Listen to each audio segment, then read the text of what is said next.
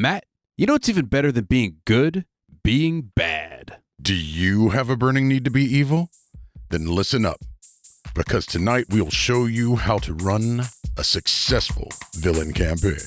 That's how we roll. That's how we roll. That's how we roll. That's how we roll. That's how we roll. That's how we roll. That's how we roll. That's how we roll. That's how we roll. Welcome to the Goblin's Corner. My name is Eric. And I'm Matt. And tonight, We're talking about villain campaign. that's right. You know, it's fun to run heroes, and it's fun to do these epic quests and be as good as you can be, playing the paladin who drowns in the nearby swamp. Yes, Yeah. of course. But sometimes it's fun to play an evil character. Sometimes you just want to be the villain that makes more swamps for paladins to drown in. That's right. Sometimes you just want to step on the paladin's face, push him beneath the waves, and make an undead paladin. Yeah. And tonight, we'll show you how. To be a swamp warlock. Yeah, the Swamp Warlock. But before we get to all of that, if you haven't, hit the like and subscribe button. Help us get our show out to more people. And, of course, get notified when more awesome videos come your way. If you're listening to the show, give us a review on iTunes or Podchaser. We would like that. Indeed. It helps us out. Okay, let's dive in, shall we? Certainly. And, of course, this is our Halloween series as well, because why not? That's how you know it's time for evil. That's when you know it's good, when evil is good. So, Matt, why would we actually play an evil campaign? Evil campaigns have the potential to be truly interesting, for one thing. Mm-hmm.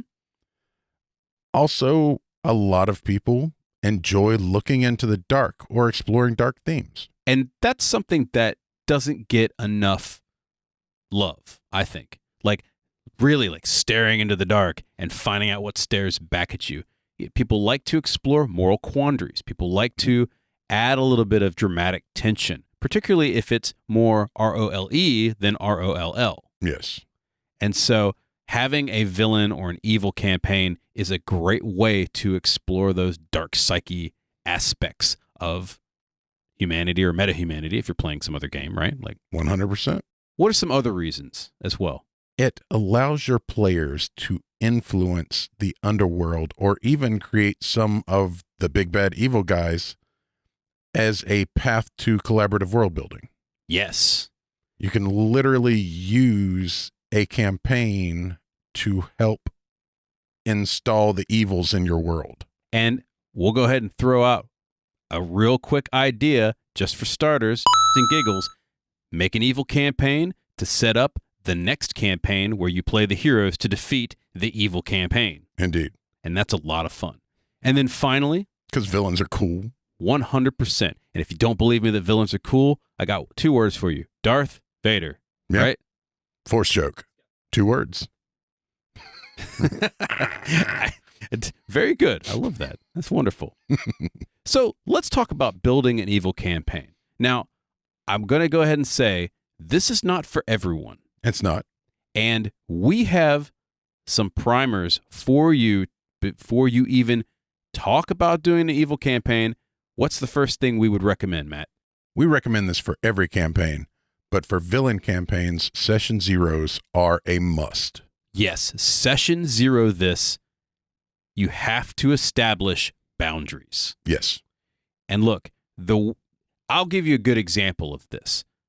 For those of you who've never done a session 0 and you maybe are hesitant about running a session 0, let's just use this hypothetical here, okay? Matt, I like movies. Do you like movies? Some, yeah. Okay, let's say I'm going to invite you over to watch a monster movie. We're going to watch some Godzilla movies, right? That sounds fun, doesn't it? Yeah, I like Godzilla. Yeah, and I come over, and instead of Godzilla movies, I'm going to watch Teletubbies with you. And I didn't tell you that we're watching Teletubbies. Then I will no longer be interested in what is going on. You probably feel uncomfortable watching Teletubbies. I certainly would be uncomfortable watching Teletubbies. But I also have now done something that is completely unexpected, and it might make you feel weird or make you feel uncomfortable. Yeah, you've breached the agreement that we had. Exactly. Now, if I had said this ahead of time, you could then express your views on Teletubbies, and we might come to some other agreement. We might watch something else that works for both of us. Indeed. Session zeros are similar to that. So don't let your players play Teletubbies, guys. Just Unless everybody wants to. unless everybody wants to. Yes. Come to an agreement so that everyone feels safe, it's fun for them, and You don't get into any weird dynamics and stuff Yes. like that. Don't be an asshole, Yeah. right? That's really what it comes down to. And the thing about session 0 is everybody knows what everybody considers an asshole at the end of the conversation. Yes. And if you don't understand how to make a session 0, that's cool. We actually have that way back. I think it's episode 10 or something like that? Somewhere in there. Yeah, somewhere in the first stages. We'll have to revisit. Might even be 7. It might. Yeah. Yeah. So what are some things in terms of setting those boundaries, Matt? One of the things you're going to need to set up is themes and tone. Okay. What do we mean by themes and tone? How dark and how serious is the game going to be? The variety in villain is huge. You've got everything from like Despicable Me, which is technically a villain. Sure. Suicide Squad. Which is a whole group of villains. Right. Breaking Bad. Which is Even more villain, right? villainous You're sliding down the scale. moral quandaries and such, right? Everything to the Saw series. Which is just murder porn. Right. So that's a pretty huge scale, and it can vary even wider than that. So you're going to want to know where you are in this situation. In that sliding scale. Right. And not only that, not only do you want to know where you are, because you're going to be telling the story as a DM or as a storyteller if you're playing some other game. Sure. You also want your characters to know where they are in this. If they're expecting Despicable Me and you're playing Saw, It's not okay. you can have some uncomfortable characters, right? What's off limits? Now, that's another important question to ask. And this isn't just for the storyteller. This is also for the characters. So you gather them all together because you want to make sure that everybody knows this is off limits. You know, there's ways to storytell those horrible aspects of being a villain without actually going into the nitty gritty for that. Right. Your suggestion of, is it mustache twirling evil, or are you dealing with like serious for real subjects? I think that's hilarious because It's true. Yeah. If you're dealing with something like assault or worse things than that, then, that people have lived through assault. People have lived through worse things than that, and they get uncomfortable for that. And you don't want to make people uncomfortable. and you don't want people to relive. Traumatic experiences. Yeah. So don't do it, right? There are ways to handle this. Be an adult is what we're saying. Where's the parachute button? Yep. If gets real, how do we stop the tension? Maybe tone it back down. Everyone comes back because, especially if you're playing a role-playing game, things get very dramatic. People get really into their characters. And when you're playing an evil campaign, sometimes you can go to some dark places. So as a way to touch on that, we've got some consent and safety tool options available.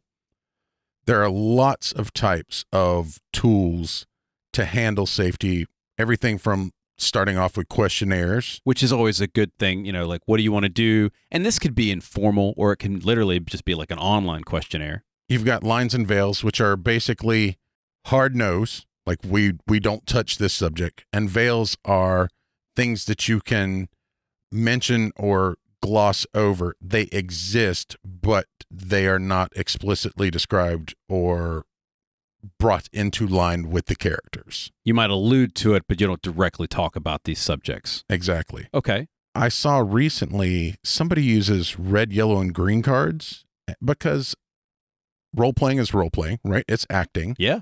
And somebody can appear to be upset, but be perfectly cool with what's going on. And so they just tap their little green card or hold it up just to let people know that everything's cool. The yellow card is, hey, this is veering in a direction that I'm uncomfortable with. And the red card is like, nope, we're washing this scene. Yeah, let's go to center. Let's Yep. maybe back away from that subject or that particular thing. Exactly. Something else that we do on occasion for a variety of options is fade to black. Yep. We do it for romance situations a lot of times, but also if you're torturing somebody for information or nobody needs to sit through that. Nobody if needs they're to not hear the comfortable with it. description. You literally just say, and the torturing has begun. We Right. fade to black. You hear screams in the distance. That's it, right? Yeah. Maybe not even that. And so you can do it in a way that is thoughtful for people who are sensitive to particular subjects. Exactly. And you can use some of these, none of these, but find something that works for your table. You guys know your tables better than we do. These are just options that are available. Absolutely. Now, another thing to consider when you're in this session 0 is what is considered evil in your campaign. So I'll give you an example. This can be a literal evil, right? So like the 7 deadly sins, right? Sure. Don't murder somebody. That's obviously an evil thing. If you're murdering people left and right, that's probably evil.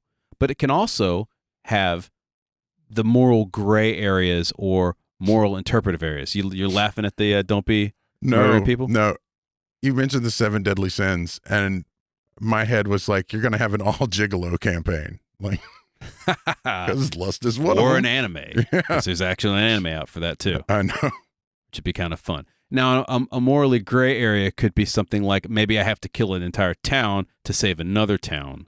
That's Right. still an evil act. You're killing a whole bunch of people just to save somebody or saving yourself. At the very least, you are one town's villain. Yes. Maybe not this town, but that other town. They don't really like you that much. You might not be able to get a loan out over there. Or maybe you can. You just walk into the bank at that point. Right. So think about that. Think about what's evil in your campaign. What are some acts? In a fantasy campaign, for example, raising the dead might be a good act, or it might be an evil act because you're physically bringing a spirit, shoving it back into a body, right? Sure. Necromancy is always a fun topic to explore if you're being evil or good. What happens if you make animated creatures, right? Yeah, if you can't make friends, just make some friends. That's right. What else should be included in a session 0? One of the things you're going to probably need to do is justify the relationship between multiple evil characters. Yes. Why are these folks working together? I'm a bad guy. You're a bad guy. What's to stop me from just murdering you and continuing on my day? It's a long-standing trope, and arguably with historic backing, Yeah. that infighting is the reason that evil fails. A couple of things you can think about is who's leading or what kind of power dynamic is going on in the evil campaign that you're running. Could this be maybe, and I'll just give a couple suggestions, like a magical object that keeps everyone in line?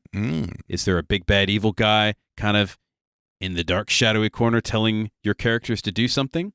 Maybe it is mutual survival. Sure. The heroes are out to get him and they have to band together so they don't all get murdered, stronger as a group than by themselves. These are just a couple of ideas that you can come up with in the session 0 to get everybody to play together. You're a band of escaped criminals. What a great idea, right? Yeah, some escaped convicts, you know, just trying to live out your life and take over the world. Sure. And then finally, Matt, what are we asking for here? Who are your villains? What do you mean by that? Are they just simply murderers, right? Are they bandits or whatever? Are they plotters and schemers? Ooh.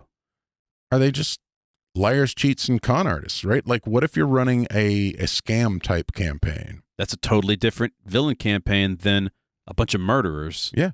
You're still fleecing innocent people. You're not nice people. You're technically villains. But there's not that many bodies being just shoved on the side of the road. Right. Are you, speaking of bodies shoved on the side of the road, are you power-hungry tyrant? Yeah. Bunch of wizards and such, maybe? Yeah. Trying to take over the world. What if you're monsters, either literally or figuratively? So that's a real fun villain campaign to play. Either the monster as far as like a psychological thriller, which I haven't seen a lot of really intense games played like that, but I think that would be a really cool recommendation. And of course, just playing a bunch of monsters would be a lot of fun. That's a good one for having a powerful boss in the corner. Yeah. Right? All of you. Go forth and sow chaos now. Have at it. Here's some battle axes and a couple of alchemist fires. Regardless of how you choose to set it up, right? One of the things you have to keep in mind is there's a difference between villains and just bad guys. Yes. And the difference is somewhat subtle sometimes, but the biggest thing is villains plan, villains work as a group oftentimes, or at least they have motivation. Right. Bad guys generally just wreck. Yeah. And you can be the bad guy occasionally as well, but if all you have is a party of bad guys, then the story's not going to go anywhere. Right. And so as a storyteller, you have to make sure that you do a little more group wrangling than normal, because I'll give you an example. The villains walk into town, and there's a lot of bowing and scraping because they're powerful players, right? Yeah. And one of the characters just randomly caps somebody with a with a crossbow bolt, right? Sure. Just Or right, a gun. or a gun or whatever. Yeah. Well, that might happen to be the person that you needed to get something from, and now you can't get that. Whatever that thing is, right? That MacGuffin, that piece of surplus, or that bioweapon you're trying to take over the world with. You have to think of those consequences of actions. And so playing just a bunch of bad guys means you're kind of chaotic murder hobos, right? Absolutely. And you can play a bad guy campaign, but those are better, very short run, like one-shots, things like that. And if your group just needs to get some murder hobo out of their system, that's fine. Let a murder hobo. We could have a murder hobo session. Right. But if you're going to play a campaign, then at the very least, somebody has to steer this wheel of chaos somewhere. Yeah. Got to have a little bit of a direction. If you're an off-road vehicle, 100% of the time, you're not going to get anywhere except just one, Off-road. yeah, just one crazy thing after another, right? Wandering around in the wilderness till it burns down around you. Yep. Now, once you've had your session 0, I recommend have your players do a quick pitch of who their characters are, right? Who their bad guys are, their villains, yeah. Why they became a villain, and then what their goals are outside of the party. Because every villain has a motivation. There's a reason they're doing what they're doing. For that sort of thing, motivations, goals, how are they brought up? What if you just come from a family of villains? That's just part of the employment. Yeah, it's a family business. My father was a villain and his father before him was a villain, so villaining is just part of the family tradition. Exactly. Maybe you just grew up with bad blood, right? Sure. The same things you use for a PC, you're just doing the flip side of them. Yes. Just because they're evil doesn't mean they don't have any bonds or ideals or anything like that. In fact, the reason your party could be together is, what if you're just a group of friends that have collectively decided to take over the world? What a wonderful idea. I would almost say that the bonds and ideals and the flaws and so forth that you would see when you make a player character normally are even more important in a villain campaign, because if you don't have that stuff and you're just playing a normal campaign, well, you tend to be good, right? Right. Or at least neutral. And so you're just doing it because you're benefiting society as your character in the game. Yeah, you feel good. Yeah, feel good, save the day, right? You don't really need any of that other stuff. If you're playing a villain, you really need to have a reason for being bad. Yeah. And so those bonds, ideals, flaws, and so forth, all those intricacies about being a complex character come to the forefront. So think about that stuff. Also, just because they're playing together and possibly killing each other, it's important that everyone has an idea of what the other's characters are. Yeah. Now, when we've talked about session zeros before, we often mention you can do this with the DM side by side, or you can do it in front of all the other players. Sure. And I would recommend, and you would recommend, definitely everybody together. Because from the character side of things, you definitely want everybody on the same page. Some people aren't comfortable talking about their traumas and stuff in front of other people. So you just make a blank list of what is and isn't on the table. Yeah. But for the character portion of things, everybody being of at least a similar accord. They got to gel. Right. Because if some people don't want a PvP campaign and some people do, that is not a game you should be running. Yeah. And we're not saying that everyone has to be the same character type or even the same mentality. You can have chaotic evil, lawful evil. You can have if you're playing something else, you could have Sith Lords and Grey Jedi and stuff like that working together. It doesn't matter. But what does matter is they have to find a way to work together if you're playing a campaign with them together, even if they're at each other's throats. Sure. And if they can't gel, then it's really hard as a storyteller to bring them together for something. And so we're just trying to make your life a little easier here. Absolutely. Now let's change gears just a little bit, and we're going to have what, Matt? The question of the week. All right. So is it villain related this evening? It is, in fact. Excellent. Since we were talking about creating villains, what event started your character's villain arc? This is of any character that I have? Or a new character. Okay. I this is a pet peeve of mine, and I think this would be a fun way to start a villain arc. They were ignored. You know what I hate most of all, and this is just me personally, but I would definitely kind of project that onto the next character I make, is if I'm having a conversation with someone and I'm talking directly at them and they turn around and walk off, there's nothing more infuriating than that. And I would say one too many conversations where he just wasn't listened to turned him bad. Crack that little part of his brain. Oh, they'll never think of not listening to me again. They'll listen to me now. Exactly. I'll force them to listen to me now. I thought that'd be kind of a fun descent into darkness. Sure. I like the concept of somebody who was raised in a too good area and witnessed the sanctimonious hypocrisy that can come with either religions or societies or what have you, right? Just seeing all of the things that are taking place around the edges and just realizing that all of this is nonsense and just throwing all of that morality that was forced on them away, and they're just trying to figure out where they're at and what they're doing, and screw it, I'm gonna do what I want to do in the meantime. Could be a cool character arc too, right? Yeah. Yeah, that's a nice fun descent into darkness as well. What's your descent into darkness if you were to have a character? Hit us up and let us know at Goblin's Corner on Twitter, and of course, you can find us on all the social media channels. Indeed. All right. Now, we've got our characters, we've got our session 0 out of the way. Let's talk a little bit about running the campaign itself. We've got a couple tips and tricks for you, the storyteller, to really kind of bond with your characters, have a fun time running a villain campaign. And Matt, what's something to start us off with? The concept of roles and role reversal. Okay. In a lot of stories, the heroes are reactive and bad guys actually kind of drive the plot because the heroes are hunting down the lich or doing whatever, right? Yeah, bad guy crops up, starts wrecking stuff.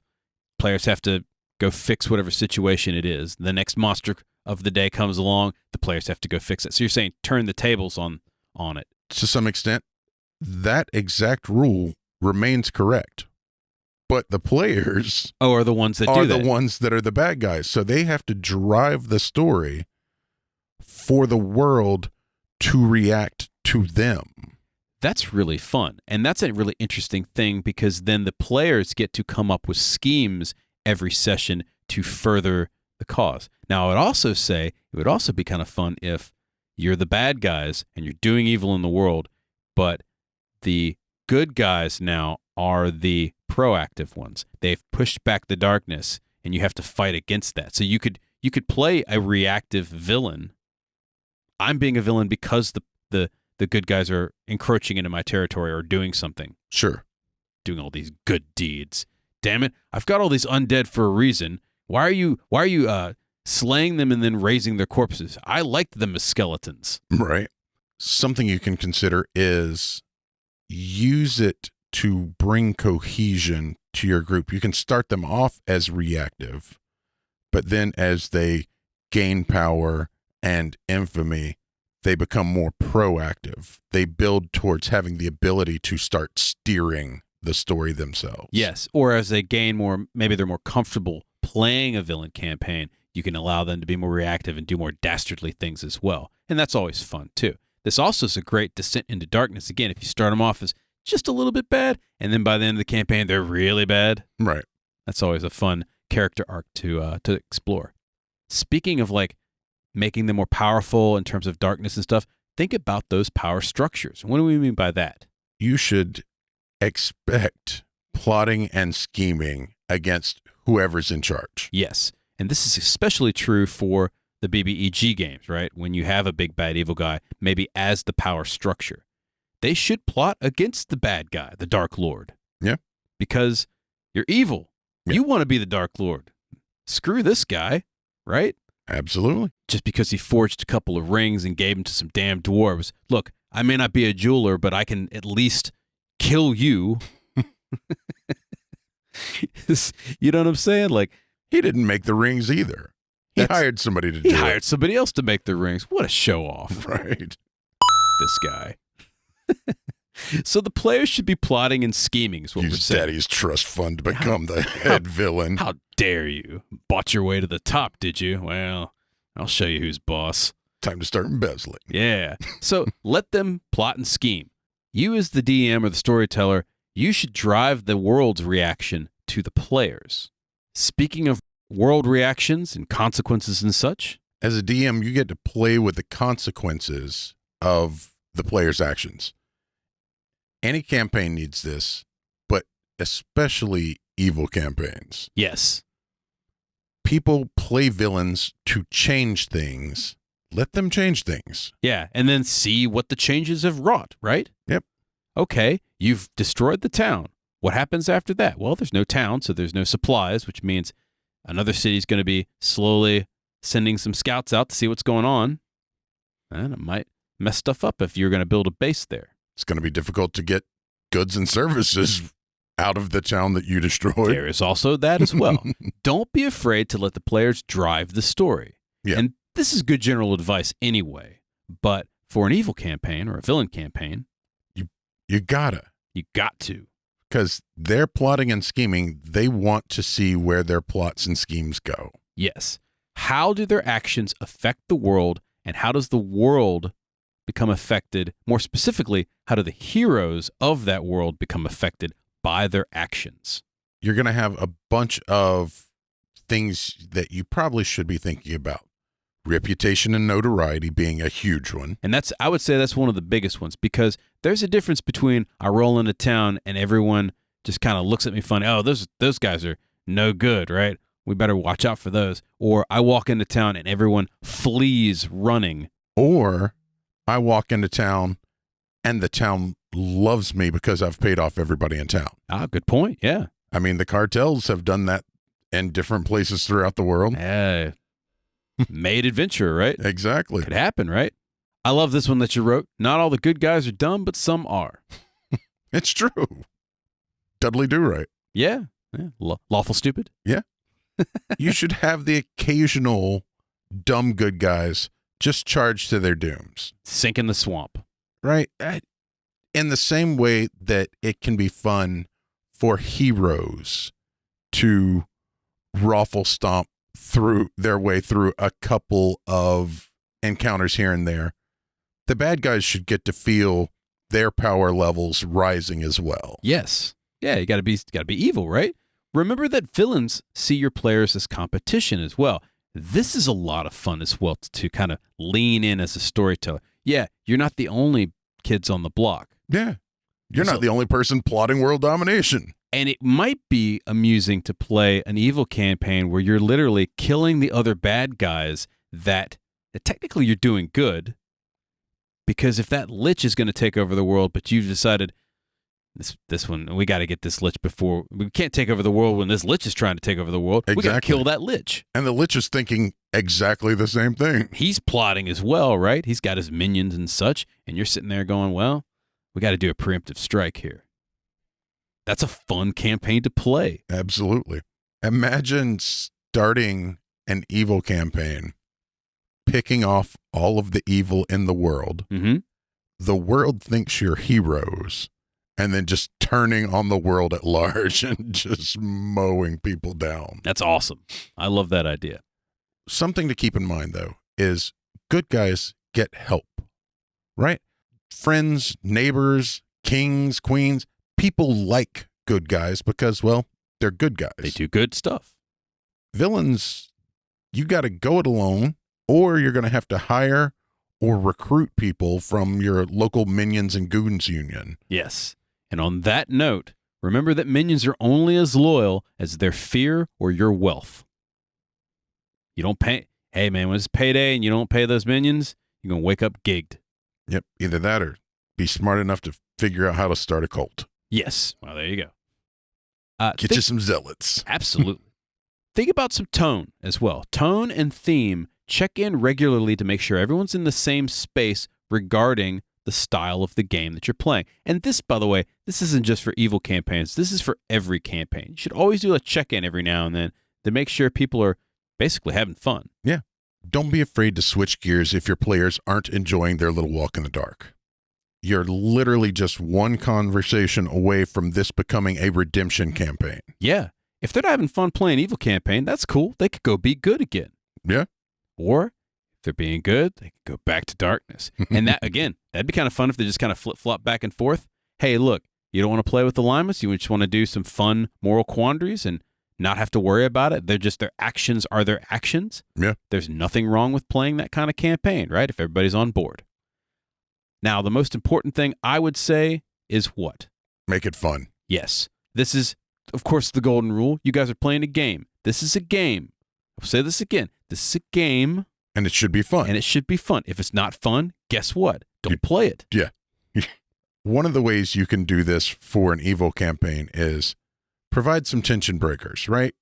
Either some comedic moments or lighthearted moments that keep things, if everything's dark all the time, then there is nothing to make it any different, right? Yeah, it can't just always go grim dark. Sometimes you got to go grim light.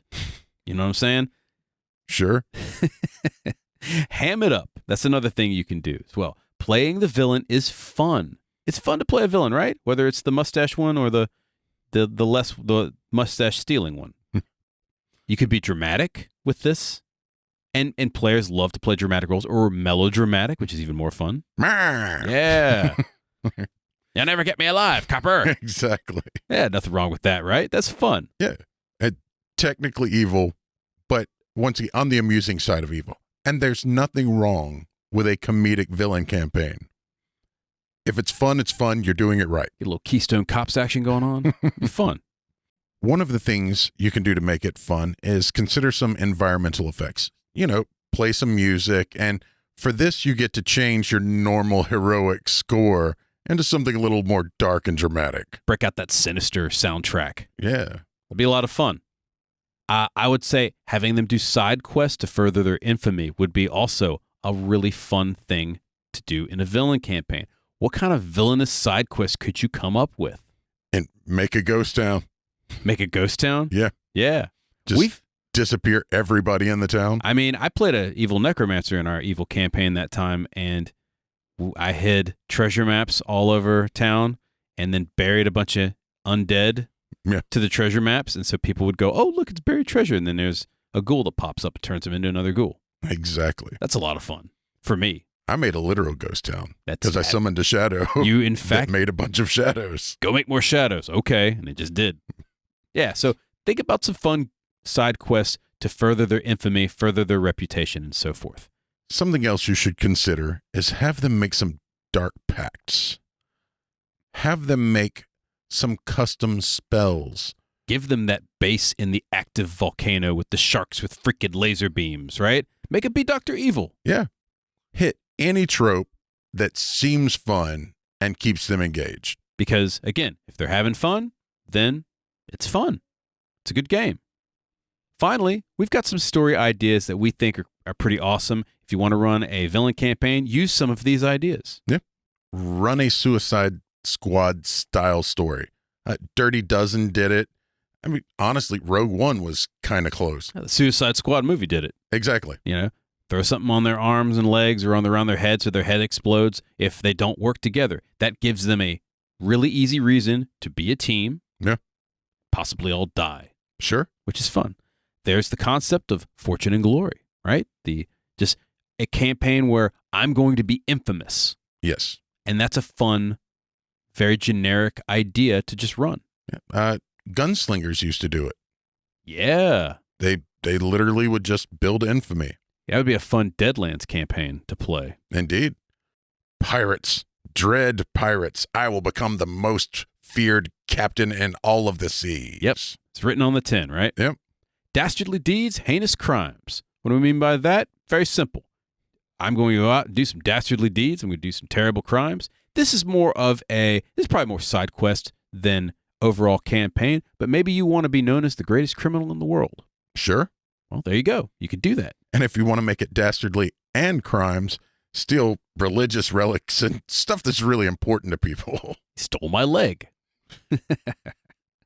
Dungeon Keeper. Yeah. Now, this one puts two of the things that I love, being dastardly and having a lair. I love lair campaigns because I love the concept of players building their own base. Yeah. Your creatures need a bigger lair. It's payday. It is payday.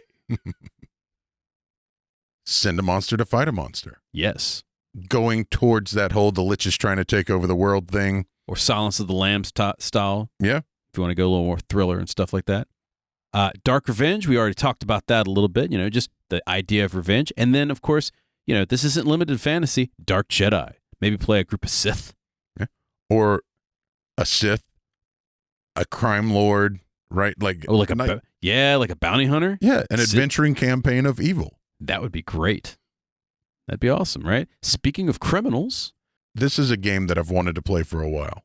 Building a criminal underworld. Mm-hmm. Yeah. Just there's a power vacuum there. If there's not one already, then clearly you should start one. Yes. You put down the birth of a megacorp, so a little Shadowrun action or Cyberpunk 2077. What a wonderful idea. I'm going to form a megacorp. Start out small, right? Yep. Very similar Hostile to takeovers. Pretty much the same as a criminal underworld, if you think about it. Yeah, it's just a criminal overworld. Oh, very good. Yes. Minions and Goons Union. Imagine, if you will, you start off as literally people who rent out to villains, to high-end villains, and do jobs for them until you're powerful enough to become the villains that hire people. You're basically Shadowrunners. Yeah. Or mercenaries. You're mercenaries for hire. That's a cool way to play a villain campaign. I love that.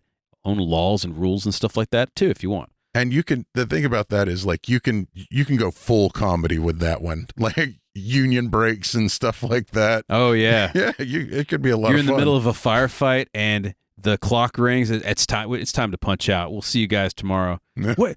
You're in the middle of a battle. Yeah, but is this mandatory overtime? Is that what you're trying to do here? Yeah, because Let me show you the contract. That would be great. Necromancers United. This is a great idea. Everybody plays a bunch of necromancers. Make your own friends. Yeah, you're just trying to make a necro world. Yeah, just trying to have that thing going on. Illuminati and shadow politics. Like you playing a fully evil intrigue. Yeah, it's so much intrigue. That can be a lot of fun. And if you haven't seen our intrigue episode, go check it out. I like a good classic world domination story. Yes, Pinky in the Brain style. Yeah, just take over the world. Absolutely. I love this idea. Anarchy or Fight Club. Kind of tearing down the corporate structure and such. Yeah. That'd be an interesting villain campaign to play.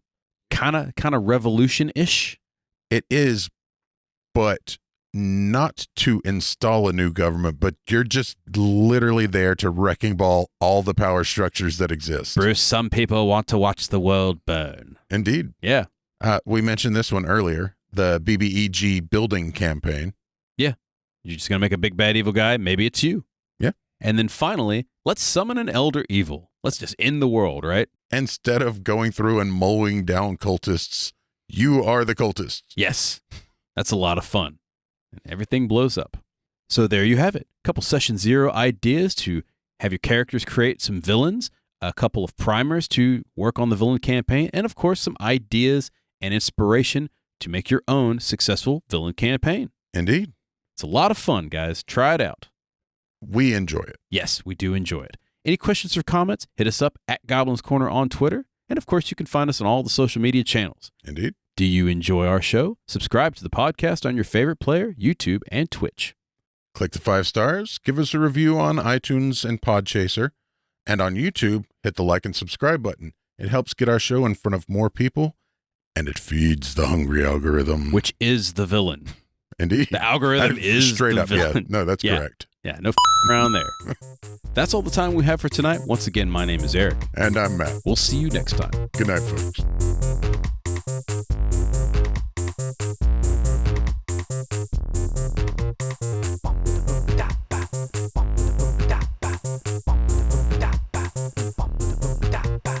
The Goblin's Corner has been written and produced by Eric Holden and Matt Staples. D20 did our music. And this is, in fact, a subterranean production. Your voice is so low.